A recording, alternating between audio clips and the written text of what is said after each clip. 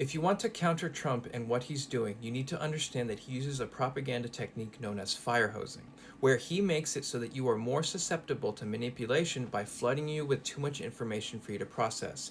By the time you finish processing all the information he's hit you with, you're too tired to make rational decisions and you're easier to manipulate.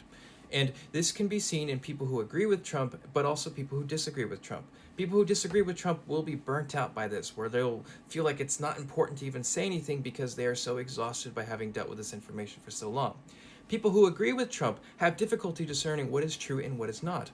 Oftentimes people tell me, well, I don't know what to decide, it's all fake anyways. Because again, Trump has exhausted them to the point of where they cannot discern truth from falsehood. So what Trump does is that he floods people with information. Some of it's true, but a lot of it isn't.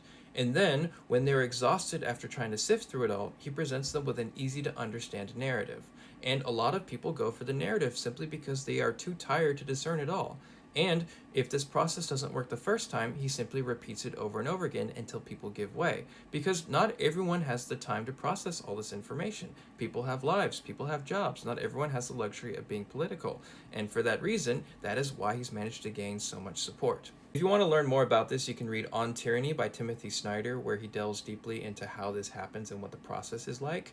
But I do also want to bring up this one example that perfectly summarizes how Trump operates. When Bishop Buddy called for Trump to be merciful, his response immediately afterwards was, "That was not very exciting," which really highlights the fact that he doesn't live in reality. He works as an entertainer, as if he's in a TV show, where what is interesting or entertaining is what's truthful or valuable, and what's mundane and boring isn't. Which isn't how reality works. But listen to his response right here. He immediately discredits her credentials, calling her a so-called bishop. So now she has to defend who she actually is and back that up with proof. Then he says she's a radical left hardline Trump hater, which is like four other things that she now has to disprove. And then he's saying that she is creating discord by bringing her church into the world of politics in a very ungracious way.